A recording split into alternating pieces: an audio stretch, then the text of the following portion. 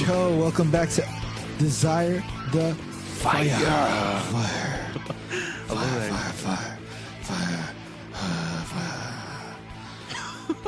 Sorry, I'm being geeky and nerdy, but you should have seen his finger gestures.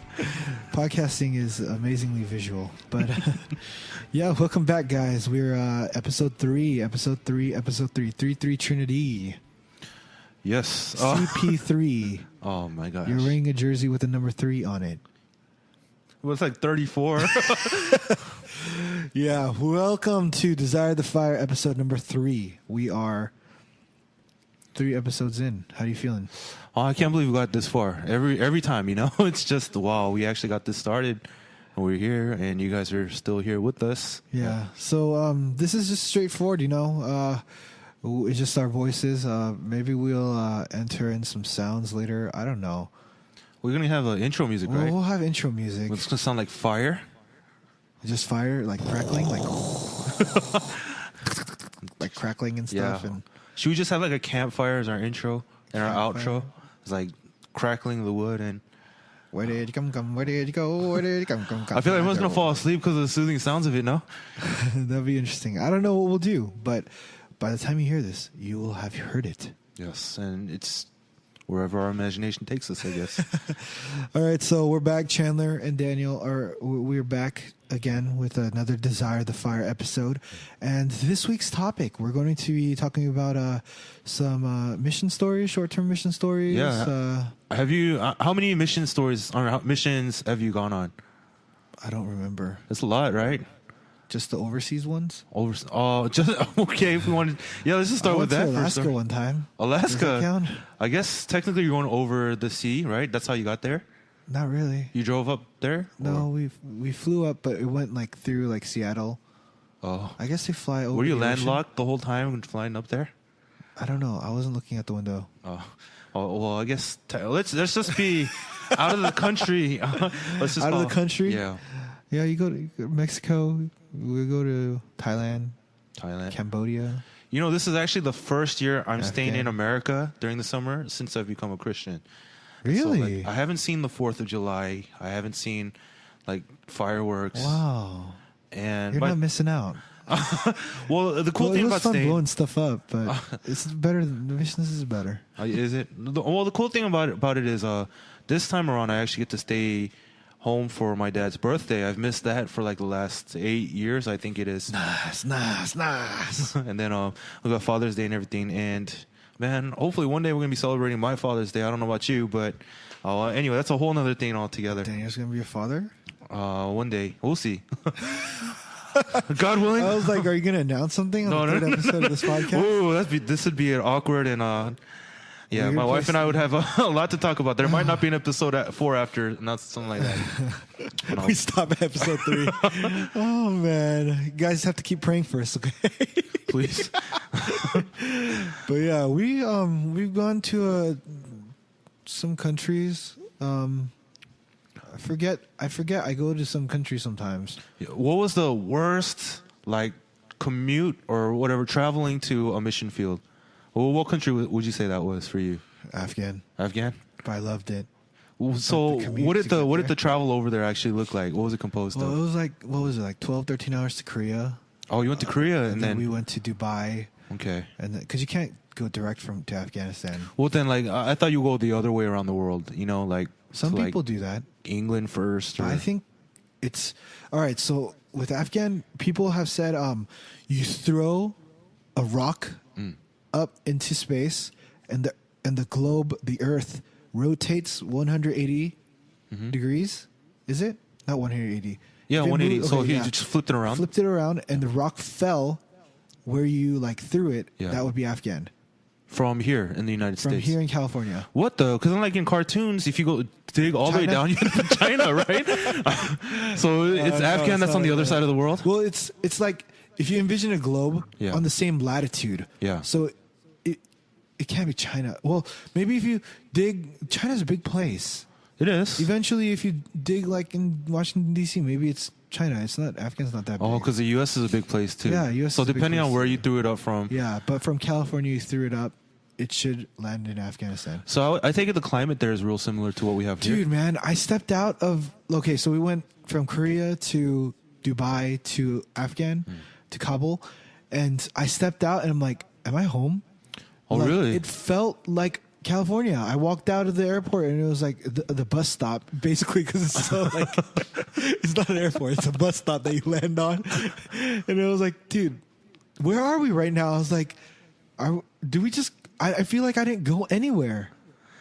It was pretty amazing. That's interesting. Well, I just figured, like, if you're going to go around to Afghanistan, then you'd probably go the Europe route. Because, I mean, we're Asians. We see Asia all the time, you know. When I went to Turkey, I went through England. Well, Turkey's a little further to the left, to the east, I guess. From the west. Oh, man. I think that's where it's cut off. So it's like Turkey, you go through the other way. Afghan, you'll go through the other way. It's the Middle East, I guess. Right, so it's like you pick and choose. Okay. Right? So you were saying it's like a 12-hour flight to... 12-hour fite, and then another Korea. like 8-hour flight to Dubai. So it's like 20 hours, right? Oh, my gosh. And then another like 2-hour, 3-hour flight to Afghan, Kabul. And from Kabul, we went like 3 hours into the city. Oh. And then we went 6 hours into... bus, and then we went another like 10 hours to where I was at. There's like no end to this. So you spent like a week traveling pretty much. No, not a week, like 2-3 days. It was a good week just trying to get to where we were. Oh my gosh. It was just a place where we're, short-term ministry, short-term missions. You're there to help the ministry. You're there to just connect people. You're there. You're not really there to make your own impact, but you're there to help the people around you. Right. Missionaries there. Well, that's cool. I guess you can mark that off on your bucket list of places to go, right? I don't think that's on many people's bucket list. Afghanistan. I don't know, man. I don't think that's on anyone's bucket list. I wouldn't mind just seeing. I don't know. What do they have out there? It's pretty amazing. Middle Eastern food. I like Middle Eastern food. It's for the people that have never gone on missions or even have gone to Afghanistan. You can't believe the photos. Like the southern part is where, like Kandahar, that's where it's really, really dangerous. Right. But to a certain degree, like you guys will think, a lot of people will think I'm crazy for saying this, but it's like if you had never gone to California, people are saying California is entirely dangerous. You know why? Why? Because the Bloods and the Crips. Oh, my goodness. Are you serious? People really think like that outside of California? No. But that's how I feel like figuratively. That's how people like Afghanistan is still dangerous. Right. There's still a lot of dangers there. You have to be careful, and that's not something that you go around like dressing like in the way that you would dress in America, and you would go there. Right. And there's a lot of different things that we can touch on, but the people there, they're not all like Taliban. They're not all bad. And the areas that we did go to were opposing Taliban. So if they did come in, Taliban would have no say in the areas that we did go to. I see. We did have to... Well, yeah. But you do hit those areas that are dangerous, and you have to be careful. But it's there. But it's beautiful. It's not all desert. It snows during the winter in Kabul. Nice. It's the people are so friendly, so nice. They're incredibly smart. Like it... Just the reason why I feel like that area is not as developed as it could be, those people are incredibly smart. Like the way that they speak English, the way they teach themselves. Like I don't understand how. Like I go there and I didn't have to speak. I spoke a little bit of Farsi, salam alaikum, but sure. but you didn't have to like. They knew English right off the bat. And I think just being a war-torn country, not having money, like economy being in shambles, their land was always fought on and stuff. Like they didn't have time to build. Right. And what's the point if you're just gonna get taken down again? Yeah, and their culture, like the Taliban, I think it was the Taliban that removed all like they can't sing, they can't dance. Those things are like gone. So everyone's like tone deaf. I was so shocked. I picked up the guitar, I was playing it, and they're like, "Whoa, cool!" Like they're like trying to like you're so good, and I'm like, "No, I'm not that good." You should just said, "Yeah, dude, I'm like the movie star in America and stuff." My name's John Mayer, Chris Tomlin, Joel Houston. Oh man, well, Afghanistan sounds awesome, I guess. What's the if you put it like that. What's the farthest you had to go? Furthest I've gone, just traveling wise, I think there was a mission trip I took to Thailand, and it wasn't necessarily the traveling itself, but the commute there, because we got there through airline that doesn't take you directly to Thailand. There are flights that go straight there, but we had to lay over. You always go directly. I know, but we were just trying to save money. We were sending a lot of people at the time, and So where'd you guys go? so we took a layover in Korea, which was like you said, a 12, 13-hour flight, and then another flight down to Bangkok, which is the capital city of Thailand, and that was another 8 hours, and we had to Saudi cop, and like we had to stay overnight at the airport before we could get to the bus station that opened up at 6 a.m. So, like, it's okay. Like, you're not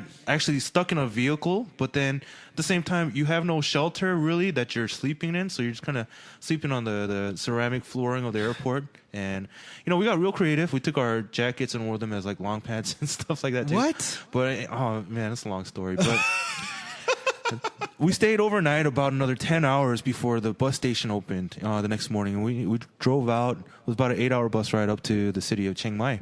And you went to Chiang Mai. Yeah. Oh man, once we got there, like nice. It's like all the fatigue from traveling just like wears away because it's like a total like honeymoon destination. And like the place we worked at, typically it's when we get to these places, the missionaries that we work with, they're not the most financially lavished, but this place was supported by a lot of foreigners. And so what happened was they have like their own resort type of place. They have a swimming pool and like they have like computer labs and all these different things. And so like when we got there, we're like, is this really missions? You know, it's like we're living in a lavish of society and all that. But it was probably the worst. However, I think the most interesting one was when I went to Mongolia. A lot of people have this, you know, we think of like Genghis Khan and like, there's like a Mongol person that comes out in like Bloodsport against Jean-Claude Van Damme. Is that how you're supposed to say it?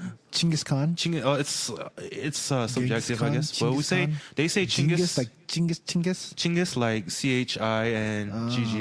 Okay. Yeah, so Genghis Khan and like it's our great grandfather, great our ancestor somewhere. I'm pretty sure like he impregnated a bunch of Korean. You are the hairiest Korean I know. Yeah, so naturally people would assume that Mongolian people are hairy like me. You know, I got hair on my So face. that's not from Genghis Khan? Huh? That's no. not from Genghis Khan? You know, if you look at actual portraits of him, he has those little like tiny like, you know, like the fish whiskers. Manchu? You know, yeah, Fu Manchu going on, and like it's a little like, you know, those Chinese sage beards going on and stuff. So that's you just come from somewhere else. Dude, I think I picked it up from like a bear. Korean folktale says that first Korean people came from a female bear. This is not right.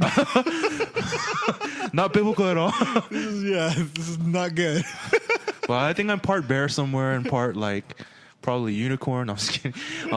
Anyway, yeah, Mongol is awesome. Like, you know, you were mentioning like it doesn't look like pictures in Afghanistan at all. But if you've ever had like Windows XP and you know that default background that you have on your Windows XP screen was just like a field of grass and like blue skies and all that stuff, that's what Mongolia was like. But then when you get closer, you see that grass isn't there no more. It's all like goat poo and horse poo and all that stuff too. Well, it was real fun. We had a lot of time to intermingle with a lot of the Mongolians. You get to do a lot of livestock herding and stuff like that. They're still a nomadic society, or rather, they choose to be a nomadic society, and so it's pretty cool just being there. Did you get to drink horse milk? Yeah, about that. They're notorious. Anyway, they love doing this to tourists or foreigners coming, but they have this unique product called horse milk, and it's the milk from a horse, just like it sounds, but it's the most foul, sour, dairy. Like, I don't know how it tastes very much like dairy, but very much like vinegar at the same time, and like milky vinegar. Oh, it's terrible. You drink it and like, you know. We've had some horror stories and we've broken a number of toilets as a result of that too. But geez, they love feeding that stuff to us because of our terrible reactions. Do they like it? There are a lot of them that really do, and there are a lot of them just like it because of the effect it has on us. But it's popular enough in Mongolia to where they have their own horse milk brand ice cream. And so it's kind of jacked up because you have vanilla ice cream and horse milk ice cream, and they're both white, and they both have like white black specks on it. Baby. And like, you know, you're just like, if you're not wary and you're just like eating any random ice cream, you're like, rude surprise, man. I've never thrown away as many ice creams as I have in Mongolia. Let's put it that way. No way, you threw away ice cream. That's like sacrilegious. I don't even know if that's the word for it. I think I mean, we both are huge fans of ice cream, right? Yeah, but I actually had to throw that thing away. But yeah, that was one of the more interesting ministries we had. Have you had any interesting stories, like anything you experienced, people like? I think more within ourselves. We were out there, and so part of our ministry in Mongolia is what we do is we travel around in these jeeps, and we're just traveling around trying to reach the nomadic people. And you got to go like hours before you'll see like one hut. They call them gers, but one hut, right? And there's so many stories I can say. like the thing is, because it's a nomadic society, you don't expect a lot of plumbing out there. You don't expect like the nation to be covered in like pipes and stuff like that. Of course not. So bathroom stories are always the funniest, right? But the real fun, like one of the funniest things was at the time I was taking a bunch of students. I was one of the mission team leaders myself, and we were going out there, and one of the guys was using the bathroom. Now the thing is, since he had been in Mongolia, he had tanned significantly, right? Like, it got real dark, and like we were out there and he was using the bathroom. And the thing is, we don't have like sheds or anything like that to use as bathrooms. We kind of have to go out in the field. It's like a mile or two away because it's all flat, you know. You can see everybody, but it looks like it's 100 feet away, but it's a mile. Like a mile. You'll be walking 30 minutes and it just looks like he walked 5 feet and stuff, you know. Wait a second. Well, this guy was so like urgent that he decided to go to poo in like the pig's poo pen. Well, not a pig, sorry, goat's poo pen. Okay. And like he's kind of like down there. You see a bunch of goats around him. They're just like minding their own business. And all of a sudden, one of the girls starts cracking up really like she's like crazy because she has this perfect line of sight to where he is, and like his butt, in retrospect to the rest of his skin, is super white. She was cracking up. She didn't like, scream. She was like busting up. It was like the funniest thing because she was eating like a mouthful of bread, and so she started like boom, like an explosion coming out of her mouth, and like he had the whitest butt on the blackest guy, and like oh my gosh, it was hilarious. Oh man! And like he's cool about it too, so he's just like whatever's about it, but. Oh my gosh, it was one of the funniest things that we've seen. So this is just a short story since yours is a little longer, but I was teaching English in Thailand, and I was like, okay, you guys need to repeat after me, like bread. And they're like, bread, bread. And then they're like, okay, elevator. It's like, elevator, elevator. I'm like... And I realized they're making fun of me because the way that I speak. I'm like, elevator, and they're like, elevator. Thai people are awesome though in that, aren't they? Man. They call it the land of 1,000 smiles, right? They're always smiling at you. They're always like trolling, dude. Man, I went to Thailand last year actually, and they're the biggest trolls I've ever seen on the planet. Really? From day one, they're just picking on me the whole time. They named like the name Peter. Mm-hmm. They name you Peter. Peter. You know, like a Russian twist to it. You know what Peter is? What's that? It's a cockroach. in Thai. Oh my god. Something like that. I'm probably not saying it right, but they're saying that's a cockroach. My Thai name was Pitak. Pitak? That was yours? Yeah. What does that mean? That means protector. It's actually the name of Ultraman over there. Because I said Andrew, one of the secondary definitions is defender. Oh. I bet you like the Ultraman reference though, huh? I didn't really care, but it sounded kind of weird. Like, Pitak! It's like, no, Pitak, no! I'm like, what do you mean? I just want to buy this. Like, no! So I guess we've firmly established that Andrew and I have a lot of mission stories. But hey, I thought that was really funny. Remember when you got hit by a car? Which was also the year that you would have guessed. Wow, talk about a crazy year that year, huh? Could you tell me what happened, that perspective My about goodness. what happened about our people got... getting hit by a car? And then what happened? Man, there's like a long story to that, though. Okay. Yeah, tell us the long story short, basically, long story, and this is it. We don't have any part B for this one. Okay, so we're just talking about missions today. Yeah. I was in China at the time, and we were just going out there, and it was Sunday evening, and this is like our second week into being in China. So by this time, we've had a number of contacts with people. People were interested in the gospel, and we're just trying to follow up with them and stuff. And so on Sunday night, one of our sisters on the team, she had an appointment with another girl, and she was about to go back home to her home city, home province, or whatever it was. It was like hours away on a train, right? So she wanted to meet our team sister wanted to meet this girl one last time before she had to go home. And so we come out. We were leaving at about 8 at night. She wasn't allowed to go by herself for obvious reasons, right? Yeah. And so I came to escort her, and she we're riding bikes everywhere in China because everywhere we had to go there's too much traffic to go by car, and it was too far by foot. So we were riding these bikes, and basically she decided to gun it on a yellow light, and I'm following behind her. I'm thinking, oh, this is a bad idea. Someone's gonna get hurt. Someone's gonna get hit. And right when I'm about to cross the end of the street, that far right lane, you know. Right as I passed the last car and then that empty lane, a car speeding through that right and trying to make a quick right turn, and I get clipped on the tail of my bike, and I roll over this it's just a 2-passenger sedan, and you know, like people have exaggerated this story. Some people have said I got hit by a bus and all these things. Hit by a car, man. But it was just a car. Let me just it was just a car. Well, I mean, not just a car, but you know, it was a car. And weren't you in a wheelchair? Yeah, well, I mean, you can't exaggerate. No, it was kind of exaggerated, yeah. But like, they just happen to have a wheelchair there because Daniel got hit by a car, guys, on missions. You know, I'm thinking, man, this is the worst way to die in missions. You know, you have Jim Elliot who died by a spear because he's trying to reach out to this indigenous population, but I'm about to die riding a bike in China. And, like you're reaching out to indigenous people, spear, car, same thing. Spear and cars, the same thing. Oh my gosh! But it was one of the most like awakening moments of my life, you know. And okay. So what I heard was you got hit by the thing, and the person comes out, and then you actually tried to pick up the bike and ride away. No.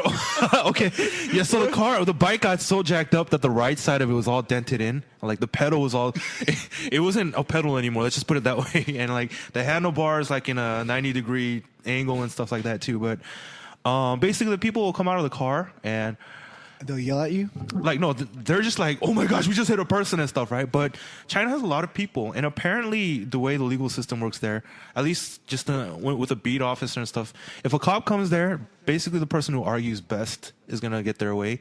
At least initially. And I don't know how they follow that up in the legal system and stuff, but I can't speak a word of Chinese, you know? What am I going to say to this guy? Oh, it's okay. Xie. Like, you know, like, thank you for hitting me on the car and stuff, right? So, like, I had no idea. How xie. I'm like, so, like, I was like, oh, whatever, just go. I'm fine. And, like, the thing is, that bike was, like, they told us to guard that bike with our lives in the beginning of missions. Wait, why? Because people get jacked all the time, and like, you know, it's a big portion of our mission budget. So like, guard this with your life. And I have the sister I was escorting freaking out and stuff like that. So I'm thinking, she was there. Yeah, she was there. She was right in front of me, and she's like, "Oh my gosh!" It was like last thing I heard before. Like, I don't know if you guys have ever seen the movie Armageddon with like Bruce Willis, but right before he triggers that nuke and kills himself, he goes to a flashback scene with like his daughter and all that stuff. Yeah, and like for me, that moment, like right before I blacked out and started having like flashbacks of me and my mom playing on the swing and stuff like that. She's screaming at the top of her lungs and stuff, right? And so like I get back up and everyone's freaking out. I'm like, oh, I gotta show them I'm cool. Like I'm a tough guy. I gotta get my like. I got hair on my chest and my back. You know, I'm wearing like a bandana because it's all like, oh my gosh, it's super hot and like I'm sweating all over the place. So like, you look like a gangster. That's what you look like. You know, there's a follow-up story to that where there's a problem with that too. But I picked up the bike and I walked it back, and it took like 30 minutes, and I'm like limping, and she's freaking out. She's walking her bike too, and I was in the hospital the next day. But I hear that that's the year where the 20 or some odd Christians from a Korean church got arrested in Afghanistan. This also happened to be the year that Chandler was also in Afghanistan, and they weren't specific. But what the people told me was the Chinese doctors were telling me was, your people got kidnapped in Afghanistan. Immediately, my thoughts were, oh my God, my best buddy, like Andrew's out there, he just got kidnapped, and like I'm here in the hospital. What's going on this year in missions and stuff? Later I find out they're just snowboarding in like Dubai and stuff like that. It was, oh my gosh. But anyway, it was one of the most horrid nights of my life in missions. But yeah. So that was I think when I look back on that, we didn't know that was gonna happen. Yeah. But so we were experiencing it. You probably heard that happened before we found out. And then like you guys were reactionary to all that stuff. Yeah, because by the time we found out that the people had been kidnapped, we were the news travels like way slower because there's no TV. Sure. There's no phones. Sure. We didn't have any phones. We had a satellite phone that we could only activate if we go into like a certain area on a hill. Like those things, you know? So the the people that found out sent drivers out to all the people that they knew, Right, and then those people would send like drivers out, and those people would send drivers out. Also, it's like a big web of communication. Yeah, so that's the web of communication. You're like in a that would media happen. black hole, if you will. Yeah. So when we found out, it was at night. There was another separate team that was like closer to the city that got the word, and then that the team leader there rode through the night to our place, and by then like it's 8 o'clock, it's dark. It's one of those places that don't have electricity either, so when it goes dark, everyone stops. They just go to sleep. Okay. So like 9 o'clock at night, it's pitch dark. You can't see anything. We're about to go to sleep. Like I'm using a flashlight to like figure out what I'm going to teach English to these kids. And I have another story about this, but I'm like, all right, next thing. And we're all feeling kind of sick, and we're like, oh, we're so tired and stuff. And then all of a sudden we hear like vroom, and we're like, the owner of the house wasn't there, so we thought that, oh, the owner had returned from a trip. And then all of a sudden we hear a banging on the door, and we're like, we gotta go. And we had all our equipment, we had all our stuff, and we're like, we gotta go. It's like, yeah, we gotta go. We just received word that we have to get out. So through the night we drive back another like whatever hours, and then we get to the other team, and we're like, we can't leave now, so we'll leave early in the morning, set up transportation, we'll go. And it felt like, you know how the disciples felt like, I guess, in persecution. All right, like immediately after Jesus was crucified. It was Yeah, night like and you stuff. gotta move at night. We were doing the things that the other people were doing to not look like we're different. Like Right. we can't make a lot of noise. We're always inside, and the process took like the 2-3 days to get in, 2-3 days to get out. Right. And that was a trip in itself, and it was something that you wouldn't be able to experience anywhere else. And to be able to relate to that persecution, you don't get persecuted here in America. No, I mean, like the worst thing you get is like, oh, you Christian, da da da da da, and stuff like that. Or like, yeah, you're a hater because Yeah. you're a Christian, explained in like episode 1 or whatever. But Right. it was one of those things where just crazy. But one quick story about Afghanistan that I had, I guess it was very crazy for me was that, so we were out furthest away from the capital city, and I was like, oh, it's the weekend. After a couple of days of teaching, I was like, can we go play with the other people? Because we were only a four-person team by the time we got that far away. It was me, our actual team leader was with us, and then 2 other girls. And he's like, yeah, we can go, just go find a car.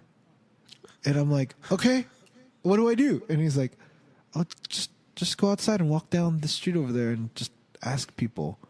And then he's like, okay, so a car is called like Flying Tunis, and like this is how much money we have that we can spend, and blah blah blah. If you can find a car, we'll go. I'm like, okay. Send you up there, huh? So I just walk out. I'm like in the middle of freaking like I'm not gonna say the city, but I'm just in the middle of Afghanistan, like farm country, and I'm just walking around like, this is great. And like little kids like look at me and they're like smiling, and they're like, it's crazy out there that little kids are like piggyback riding their Younger brothers, but they're like Right. 3, and their younger brothers are like 3 weeks old. Right. They're walking around. That's how things work out there. They take care of their own people. But I'm walking around like, oh, Flying Tunisian Day. Someone's like pointing to a hut over there. And I'm like, okay, thank you. And I'm like walking, and then I find this guy like carrying like a sack of potatoes or something. And I'm like, I say the other city, Flying Tunis, this much. And he's like, he says something in Farsi. I'm like, okay.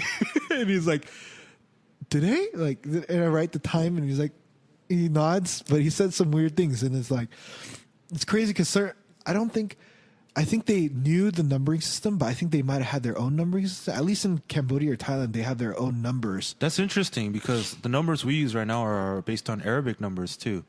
Yeah, Aren't they? maybe it is. I don't know. I forget. It blends in. Okay. But I got it. I'm like, okay, like 2 o'clock. He's like, 2 o'clock. I don't know. He just points. Right. And I'm like, I don't know. So I walked back like another like mile or 2, and I'm just like, shoot, team leader, we got it. We got a car. He's like, oh, okay, pick your stuff. He's like, are you sure they're gonna come? He's like, I'm not sure. And sure enough, like 2 o'clock hits, he brings a car. And then Oh, cool. We roll out there. What'd you guys do? What did we do? I don't know. We just got together. You got a had car. meetings. That's what you guys We did. got a car. We drove out there, and we just we just hung out. Oh, that's pretty cool. And we just played. There's some guys played soccer with the other guys, and it's high elevation. So like the Afghan kids are running around, and then like their noses starts bleeding in the middle, and they're like rubbing it off. They're just totally cool about it too. It's like normal. Yeah, they're totally cool about it. Oh my gosh, that's so bad. Playing soccer with the Afghan kids, and I was singing songs that I was writing, and one of the guys is like, "Oh, I messed my foot up," and then I was sitting there playing guitar, talking to him, and it was good stuff. Kicking back, relaxing, and just the weekend is just all good. Well, I mean, I think that's one of the awesome parts about missions is that, you're not always able to communicate with the people out there. And you have these awkward stories of like trying to figure out how to communicate without actually using the English language, right? Because we're very ethnocentric around here. Given that they do teach English around the world as much as they possibly can. But there are lots of parts of the world where, I mean, they can't even read and write their own language, much less English. And so, I think that makes for a lot of interesting stories too. So one year when I was out on missions, the native team decided it would be a great idea for us to get oriented into the country by sending us out on a scavenger hunt. So wow. It's a great idea. The native? Yeah, the native team. Yeah, they're like, you know what? You need to know our city because we can't help you all the time, even though we want to. I'm like, yeah, that's a good point. So they had us on like random things. And the first thing we needed to do was get a map. Now, if you can't speak English and you're asking for a map, it's a really interesting thing. So, like, people are like, how do you describe map? Like, it's like people are pointing at themselves, American, and I'm like, oh, that doesn't really help anybody. Yeah, what does that do for a map? Bragging. Like people are like, oh, you're so you're loud and obnoxious. Calling yourself dumb. Yeah, but then like we had no idea how to do that. It was the most interesting thing because you come up with your own like ways of developing skills to communicate. And I think what you just shared with us is a very interesting story too. But like, like what I've learned to do is instead of verbal like language, I try to go like motioning and sound effects and stuff like that. So like one of the things we had to acquire was a roll of tape because we had to post up signs. All these native people were super smart about this. So what they had us do is one of our scavenger hunt things was to make a copy of their flyer and tape it around the city too. Oh, so they made you work for it? So then like 2 birds with 1 stone type of thing, right? Like, oh no, this is great for you because you get to know the city. And here's my grocery list. Oh, by the way, I don't know if you ever took a driver's ed with another instructor, but they used to make us do all these like errands for them too. Oh, so I didn't have to do that. I pull in the parking lot and then like they do their grocery shopping. I wait for like 30 minutes and like I paid for 2 hours and 30 minutes of that time was just waiting for them to get their groceries. Oh my gosh. But anyway, that's another story. But yeah, so they would have us post these tape these signs to the wall. But how do you ask for a copy machine? And so like what we did is emotion scanning. Like we got our hand and kind of like as a bar going up and down the paper. And then what we would do is make that copy machine sound. Like the zing and then the wing, wing, wing. And like, like you have to do whatever you can. And I can't show you like my body language and stuff, but like you have to use your body for all this stuff, motioning, tape. You like stretch your arm across and like stick it against the wall and stuff like that. And like, it was such a fun experience. But that year was probably my second or third missions. And the skills that I developed during that year enabled me to communicate like in any mission country. I even went on a honeymoon to Spain, and yeah, sure, we all learned Spanish in high school, but come on, like that doesn't really help anybody anywhere. You were in the Catalan. Yeah, the Catalan Spanish, right? Yes. Where like, yeah, there are C's or THs and stuff like, yeah. And I was trying to like tell them like something, and my wife's just cracking up because I'm trying to communicate with these people, but she's not helping. She's cracking up. I know, like it's always like that, right? Like she's the one that needs help, and like, no, I'm just. What are you doing? It's not a venting session here, but like those mission skills kind of help you anywhere you go. I think you develop these basic communicational skills that teach you how to go just about anywhere. Because believe it or not, there are parts in America where they don't speak English. K-Town's a great example. But like, if you don't know Spanish or liquor store, and you're like, no, like King Taco, baby. I'm like cebolla, more cebolla. I've had like people asking me for help and like looking at me and asking in Spanish, and I'm like, I don't even look Spanish, you know, like Hispanic in any way. And they're just asking me in Spanish as if I could speak it. And like, there are parts in America where you're not going to be able to speak English as much as you would take for granted, you know. And there are parts, other times in life where you're going to have to communicate. It doesn't hurt to learn these other forms of communication. Now, not everyone's willing to make a fool out of themselves like I am, but it kind of helps to break the ice a little bit too, you know. You're trying to act like communicating stuff, and they're cracking up, you're cracking up, and like, yeah, it gets you closer and able to connect to other people too. And so I think one of the things that I want to ask you, Andrew, then is, are there any... Chandler. Chandler. Sorry, Chandler. You kept calling me Daniel. I'm DP. No, but anyway, are there any like skills that you've developed during missions that have helped you in other parts of your life as well?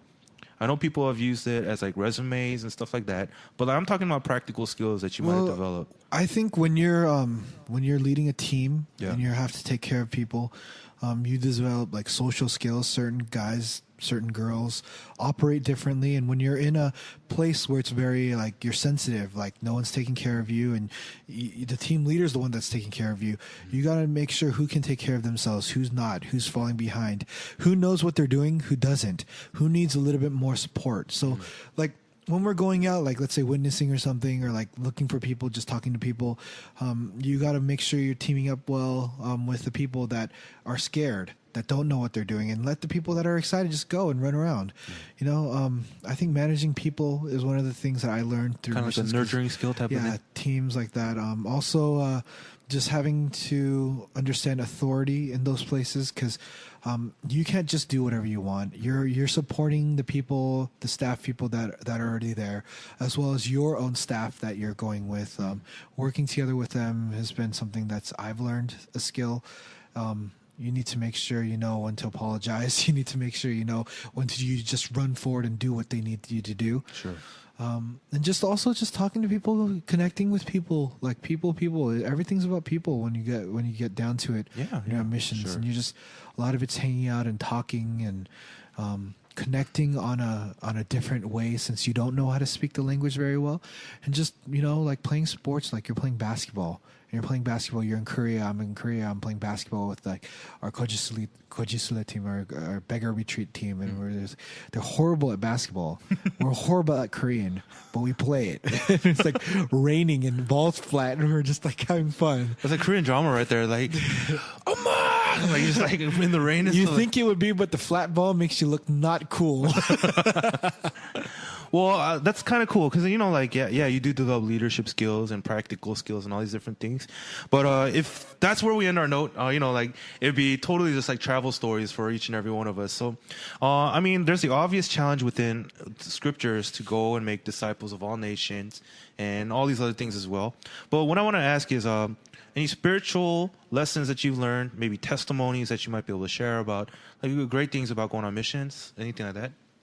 Any spiritual testimonies that I kind of threw that curveball at you, so maybe I should start just to get this was not in the show notes. Yeah, it's not in the show notes. I had the privilege of going to Indonesia for missions. I think I mentioned that a couple of podcasts ago. But as many of you may know, Indonesia is predominantly Muslim. In fact, I would say 99%. And it's one of the few countries where the religion is the government. So, like they'll have holidays catered to, like religious holidays. They'll have policies based on religious policies and so on and so forth. And here in this country, heart of Indonesia, I had a chance to go out and share the gospel to a number of people on the college campuses. And one of the students that I was actually working with shared one of the most mind-blowing testimonies. He was actually saying that when we were out there, only a couple years before that, I don't know if you remember this, but like in like 2001 or 2 or something like that, there was a big tsunami that swept over a lot of Southeast Asia, and it was bad. Indonesia got a big hit by it pretty hard. They're near the Ring of Fire and all that stuff too. So they're saying that during that time, there was a person out in the northernmost province of Indonesia. It's called Aceh, and heart of like Muslim territory. Not necessarily Muslim radicals, but solid foundational Muslims. And the story goes, only months before the tsunami hit, there was a missionary that actually had the bravery, I guess, for lack of a better word, to go up to Aceh and to share the gospel and so on and so forth. He came across a person who, for the weeks leading up to that encounter, had a recurring dream. And that dream was this figure in crimson that would talk about constantly saying, "Come to me, come to me." And you also mentioned this tea. Like, they didn't understand. None of this stuff really connected. And I'm sure many of our listeners out there are looking at this and thinking, "Oh, it's kind of obvious, right? Crimson figure and a T." And we're like, "Oh, that's Jesus, like, duh, right?" But think about it. Growing up, not with any teaching of Christianity whatsoever. It's blasphemy over there, right? He had no idea. And this missionary that braved up to Aceh starts to share about Christ. Of course, not very obviously, but in this vague way, to where. This guy, this dude, man. There's an immediate connection there with the vagueness of the dream and the correlation of that. And the thing is, what ended up happening was this person got put into prison. Person, as in the person having the dreams, the person. Yeah, the native person, he got put into prison because of their religion. Ultimately, because they were put into that prison, there was it served as a shelter for when the tsunami hit, and they were actually safe more than a lot of other people. It's crazy because we're wondering about these other things, and it's a discussion for another time. But we're wondering that a lot of these charismatic things still happen out on the mission field, and there's stories like this, and it's been passed down. It's like a really big story for a lot of the Christians in Indonesia at the time because it's so mind blowing. And how did God reach out to this one person, protect them, and use them as this figure to really pass on the story of Christ in their area? Kind of sad that I wasn't personally involved, but there are just some crazy things that are happening on the mission field. Don't you agree? I think we can talk about that more in another episode. Definitely. And just along that note too. I got a story. Okay, cool. All right, short story. So, first missions with one of the organizations that we were part of together. Because I was the youngest person on the team, and I didn't have a translator or something. They're you can speak to anyone that speaks English. So any foreigners that look American or other nationalities that speak English. Right. I was okay, I'll go talk to them. So happens that there was another person on campus that was American. Right. And I was oh, this is my shot. So I went and I ran over there and I talked to him. And then there are two of them. They're blah, they're just talking there in Thailand. And it's oh yeah, could I share this with you? And then I shared my gospel tract. And then in the middle of it, they're oh yeah, we know this. You don't have to share this with us. I'm oh, but is it okay just to finish it? It's yeah, well, we're Christian. It's oh, okay. And so I stopped right there. And then as we were continuing to talk, he basically explained that he was having a spiritual journey with his friend. Oh. And we're going to look at all the other religions out there, and we believe in all of them. And I was I realized at that point that just because you say you're Christian, you know the gospel and stuff, doesn't mean that you I kind of lost the chance at that moment. I saw him again, and then I was able to finish the tract with him, which is good to the point where he was able to have an experience to just see the gospel in its entirety. Right. But I was kind of shocked. I never experienced someone that would say that I believe in everything, but then in the beginning of the conversation, he said he was Christian. Oh, I see. So usually people go off by saying that they do believe in all these other religions and stuff like that. Yeah. But not identify themselves as Christian per se. Yeah. But he said he was specifically Christian, but then he identified with every other religion out there. Yeah, I think that's a growing trend. I think we started touching base on that a couple podcasts ago. And I think with that note then, my mission story was actually more prevalent. What is it called? It talks about home. These people are people that we would meet here that I met overseas. But I think we can share anywhere. We don't have to go. You don't have to go. That's what someone says. It's good to go, and it doesn't hurt. I don't think it hurts you to go.